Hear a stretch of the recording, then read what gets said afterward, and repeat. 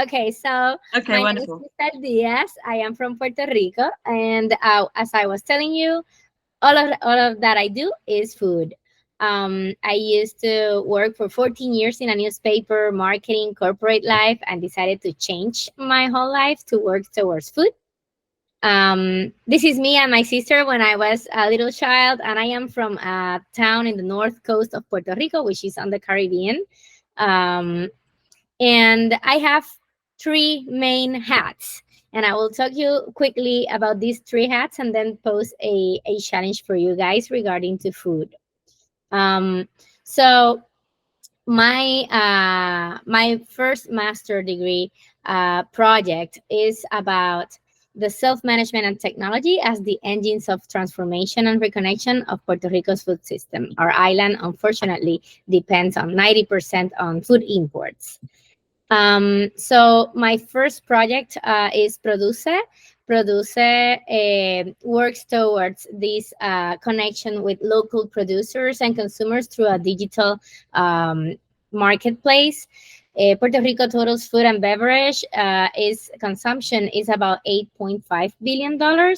So if we aim to change only 1% of those importing items to locally sourced, that will mean about $72 million that goes directly to our economy.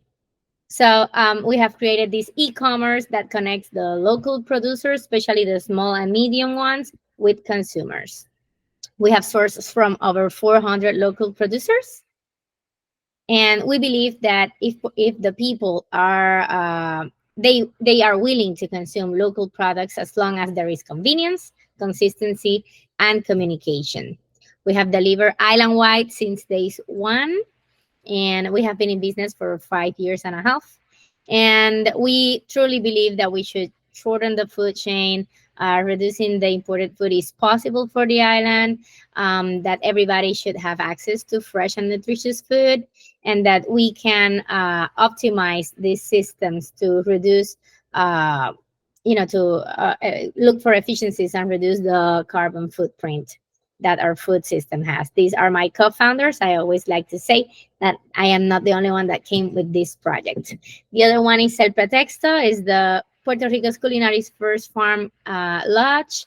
We grow food in the farm. This is my home as well, and we welcome guests from all over the world. As you may or may not know, over a third of the tourist spending is devoted to food. We can think of ourselves in that, and maybe we can relate. But this is our home, and this is where we grow food, and then we present it in forms of dinners to our guests, and in the breakfast as well, obviously. So then we recently created a food experience, which is a 1 week long experience where people get to know Puerto Rican food, from visiting farms, tasting coffee, tasting rum, etc., cooking, visiting restaurants. So I do believe that Puerto Rico's food history and flavors are worth of a 1 week visit dedicated fully to it. My third hat is about food policy and advocacy. So I do research on local policies and see if they are working or if they need some recommendations to change. This week we published one about the 10 years of a family farmers market project that is in Puerto Rico. So we are currently working with that right now. But everything that we do must have brains, a lot of passion, and a lot of courage to make it happen. So where are we in the consumer era of food? So let's take, for example, this dollar. Sometimes we see a dollar, and we we know that a dollar is a tool that allow us to buy anything. But if we see this dollar as the representation of thousands and millions of dollars, it is a very powerful tool that not only make us powerful because we have a purchasing power, but also because when you buy in a small business, 67 cents of those of that dollar stay in the community where that small business is. Most of these amounts stays in the business owners and employees salaries, and other goes to other small businesses where these small business buy other services like taxing, etc. If we buy stuff from a chain, a global or national chain, then only 40 cents of that dollar stay in the community. The rest will go to other places that will have that economic impact, but not the community where this business is. Um, so when we see that the online sales in the US, for example, 50% of all online sales in the US goes to Amazon, only one business. If we see that from $1 in our personal finance and in general, obviously 70% goes to pay our housing, and then 9% goes to food, 4% goes to utilities, insurance, gas, internet, cell phones. If we see these in the food industry, then this same dollar will go mainly to restaurants or institutions, and then it will go to food processors, to um, to sales in supermarkets, to transportation, to retail, to marketing, and only 8 cents of that dollar will go to the farmer that actually grow the food. um, if we see that in the farm, then we will see that most of that dollar will go to seeds and chemicals and fertilizers. It will go to labor. It will go to buy the cattle and the chickens or the poultry. It will go to vehicles and service. If we see how that dollar goes when we go to a supermarket, then you will see that 20% of that will goes to towards the proteins, and then fruits and vegetables, miscellaneous, cereals and breads and cookies. Then we'll go to dairy, alcoholic beverages, etc. If we might ask why the ultra processed food is cheaper. Well, it all depends on what is subsidized. In the US, for example, the wheat is heavily subsidized. So maybe the strawberries will cost you almost $4 if you buy them fresh. But if you buy them processed and it has wheat in it, then it will cost you less, even though it passed through a processing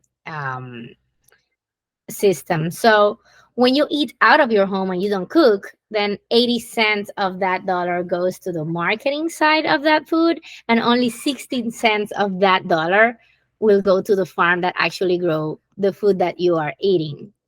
If we go to see what happens with that dollar in a restaurant, then you will see that 1/3 of that dollar goes to towards the food purchasing.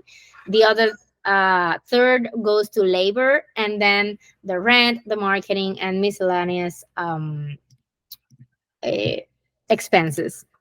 So if you have a food delivery, you want to eat out but you don't want to cook, then 64% of that dollar will go to the food.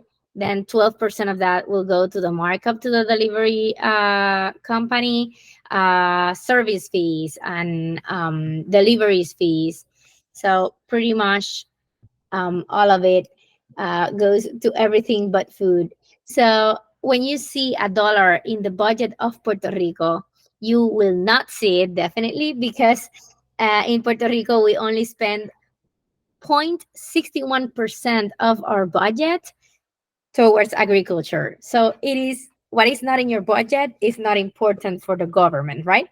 So this is how we as citizens allow our government to manage our dollar. So if you buy local, And maybe you can think like, oh, but everybody should buy everything 100% local. Well, not necessarily is the correct thing. Definitely buying local and have the conscious behavior towards that will be good for the economy of where you live. But the reality is that the production of many things that we consume will not be efficient, or it will cost a lot of money to do it locally. So it is very important to keep in mind that what are the values of the corporations, or the company or the little business where we buy our stuff, especially food. So as I told you, if we get to change only 1% of that importation that we have in Puerto Rico on food, it will represent over $72 million that will go directly to the pockets of our local farmers and living on the countryside and little coastal towns. So as consumers, we all have a responsibility and power that is uh, very, very great, and it's because every time that we spend a dollar, pretty much we are voting for the world that we want. So for the type of company or business that we would like to exist, by we are voting for the type of food that we want to be produced and that we want to eat, for the type of energy that we want to consume. um, and this dollar has so much power and is almost as powerful as voting, because a lot of the corporations are the ones that actually control the dollars that go to political campaigns, or that the advertising companies are that those that control what TV program goes to air, and or radio program or podcast goes to air. We should then be more conscious that our dollar actually control even more than we think of. Definitely our food system is broken, and is a dollar is important, but it's not the only thing that we should do, is in addition to many other things. And in the case of the food itself, we really need not only to put our dollars as consumers what we want it to be, but also we need to support actions that move or change policies to make a better system for all of us. So my invitation is that every time that you pick a food product in your supermarket, in your grocery, or that you decide to buy in a restaurant, the supermarket that you choose, the restaurant that you choose, every little dish that you choose to eat has an impact. Your choice matters. I hope you got to listen to all of it. Yeah, that went as much better than it initially seemed like it was going to go. So thank you so much, Crystal. I wondered, we do have a little bit of time for some questions. So I wondered if anybody had wanted to ask Crystal anything, particularly. I know a couple of people are going to do their activation this year on food. And I know that, I think thinking about the way that we engage in food systems is a really important part of, building these small actions to create a big impact, which is why I was so excited about, thinking about where that dollar goes. So yeah, does anybody have any questions for Crystal? When you set your e-commerce app about it, I know somebody who's doing this kind of like waste reduction in the fashion industry, but she did one where they scan the label of it and it breaks down where the information of where the clothes are produced and everything. Does The the e-commerce traceability. Yeah.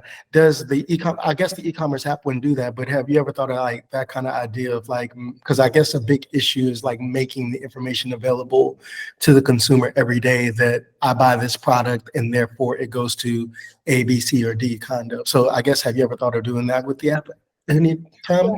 Yeah, well, Produce in the consumer facing part of the app, it shows if it's local or if the product is imported. And then if it's local, it says where what farmer is and where is that farm.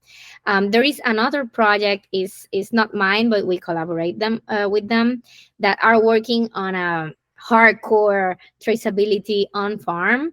So and we want to connect their product to ours, so that when someone buys, let's say, a lettuce, they can see, okay, it's from this farmer, and this is when the farmer picked it up, when it was planted, how many times it was fertilized or whatever, and with what. So if you're looking to eat more clean, you can follow what that farmer goes. But we are in the process of connecting those.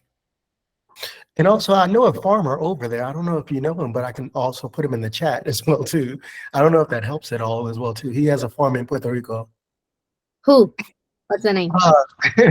He's a doctor. I forget his last name. It's really hard to pronounce. But me and him chat on Instagram and stuff like that. And he has a page for his what's the name, farm as well too. But I'll put it in the chat for you right now. Perfect. Thank you. Amazing. I can see Gwen has a question. I'll just read it out for the purposes of the recording. Maybe I'll put my camera on for this as well. So often when people start realizing the impact our food system has in terms of carbon footprint and biodiversity collapse, they believe that the only option is to go vegan. Could you share some wisdom about how to take progressive steps to sustainable food? Thank you for the question. It's a good one. We actually have often conversations about veganism, and I obviously respect whatever the person decide to um, to follow, the diet that they decide to follow. I personally don't think that vegan is necessarily sustainable. Let's take, for example, Puerto Rico. We don't grow any nuts, and vegan diets are usually very heavily um, leaning towards a lot of use of nuts or cashews, almond milk, and other type of beverages. So all to just to have a vegan diet in Puerto Rico would mean that a lot of people will have to import even more food. So my thought about it is way better to actually know where your food comes from and make a conscious decision of what you are eating, not necessarily the ingredient itself, right? Or if it's meat or if it's a vegetable, whatever. But it will be more harmful to actually eat a chicken that is on my patio than eating almonds from California that is suffering from a lot of drought. So I think that we need more education on, to your point, what sustainable food is, and not necessarily think that because it's in trend, or because I think that an animal should not die, whatever, that's other consideration. But we should not think that vegan equals to sustainability, at least in an island that depends on so many imported goods. Yeah, that's a really, really good and really interesting point. Yeah, sorry, that's something I think about quite a lot in my own life as well. I think so. We have another question from Pritesh, and then I know a couple of people need to jump off, so maybe we'll end it there. But Pritesh has said you mentioned that 7.6, sorry, slash 8.5 billion is spent on food. Can you please tell me what percentage of food is wasted or thrown away? I don't have the exact number, but we do have an organization here that is working with that. The name is TAIS, TAIS, and Puerto Rico unfortunately has a huge problem on general garbage disposal, but food wise is not no different than the rest of the world. A lot of we don't have composting programs in place on a public or government level. There is a lack of education on that food and composting is part of recycling, and that you could do it at home if you have the space, or that you can send it to a place that does it. So there is actually last week we had a huge meeting on that on the island with several stakeholders, trying to start this discussion on a policy level, because definitely much to be done in that sense. Much. Amazing. That's really helpful. Great, thank you so much, Crystal.